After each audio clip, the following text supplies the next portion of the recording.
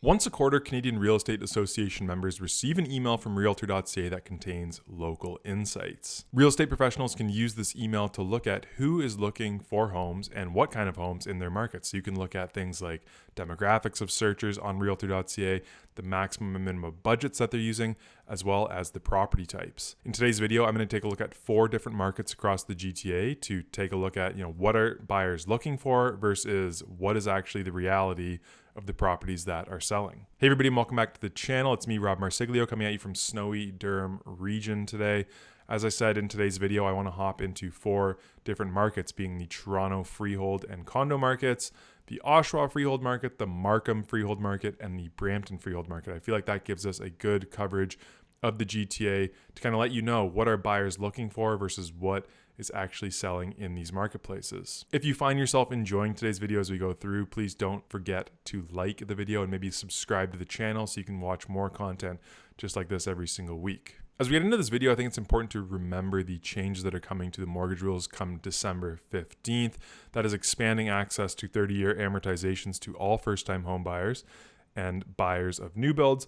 And the bigger one, in my opinion, for this video is increasing the insured mortgage limit to $1.5 million, making it easier for buyers in high-cost markets like Toronto and Vancouver to qualify for a mortgage with a down payment below 20%. Now, I want you to remember that number moving from 1 million to 1.5 million. So they're increasing the insured mortgage limit. As you're going to see in today's video, people searching Realtor.ca are really nowhere near that price limit. So I'm really skeptical as to how much rule number 2 is going to help buyers get into the GTA market. As promised, we'll start with search behaviors in Toronto proper. So what I've done, first slide in each area is by building types. You can see that 74% of searchers, that's almost 240,000 visitors to Realtor.ca looking for homes in Toronto, are looking for a house. That's versus an apartment. So, 3/4 of visitors are looking for let's call it a single family home. It breaks down a little bit further with the top 5 search criteria that people are using based on building type. And the second criteria that we'll use is maximum price. And this is why I thought point number 2 of those mortgage changes that are coming on December 15th was important.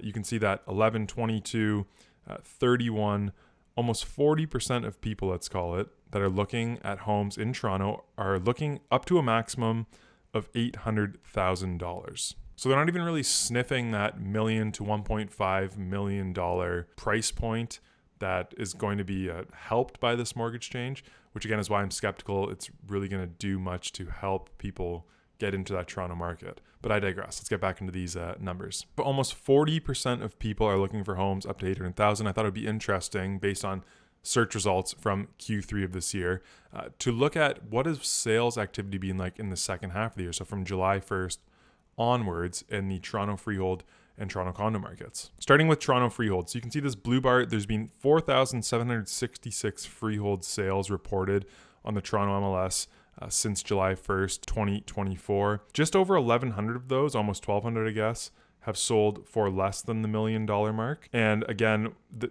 top 4 search terms kind of ranged anywhere from 500 to 800,000, which is why I included this bar to show you that only 160 Toronto freehold homes have sold for less than $800,000. So the majority of people are looking for homes that are going to sell for under $800,000 in the city of Toronto.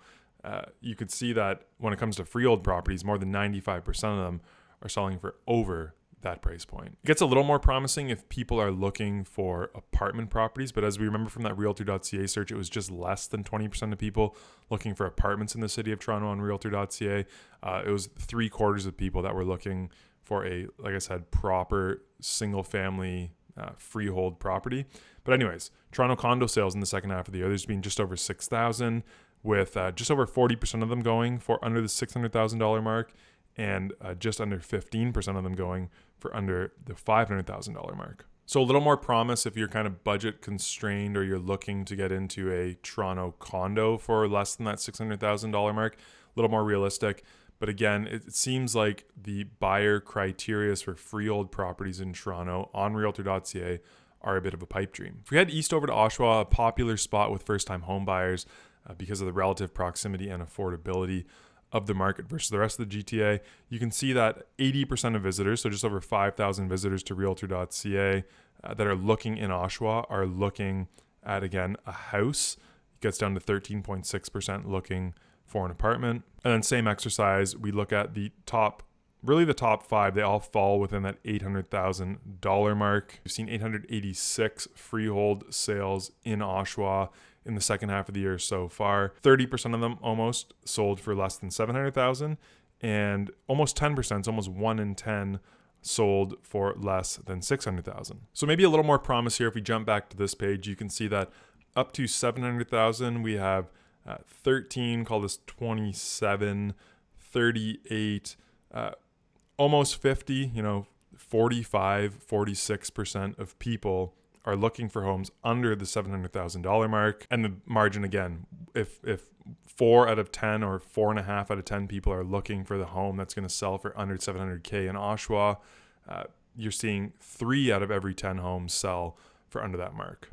Out in Brampton, you're going to see a similar story in terms of the home type that people are looking for. It's almost 80% of people are looking for a house out in Brampton versus almost 16% of searches that are looking for apartments. And the price breakdowns look pretty familiar. It's just over 30% of people are looking for homes under that $700,000 mark. 10% of people have their maximum price set up to the $1 million mark, and then 9.9% set up to $800,000 in their searches. But while these search criteria may be similar to what you're seeing in Oshawa, you can see that the results of these sales is drastically different. So right about 1,900 sales have occurred since July 1st in Brampton on the freehold side of things. Under that $800,000 mark, it's only about 1 in 10 properties that are selling for under $800,000. And if you're looking under $700,000, that is even more of a pipe dream, it looks like, with just about 2% of all freehold sales in Brampton happening for under that $700,000 mark. And we'll wrap the video up by looking at Markham, probably the most expensive market that we've looked at. Certain pockets of Toronto definitely expensive, but Markham as a whole, the most expensive market in this video. 70% of visitors thereabouts, just over 8,700 people in Q3. We're looking at houses in Markham versus just under 20% looking for apartments. People performing searches in Markham have kind of $1 million is the most frequent maximum budget number that people are using. And then you see your usual suspects of anywhere from $500,000 to $800,000 rounding out the top 5. But this is not a very friendly market for those first-time home buyers or people looking to shop for a home on a tighter budget. You can see 872 freehold sales in Markham in the second half of the year. Only 46 of those properties, so just over 5%, have sold for less than $1 million.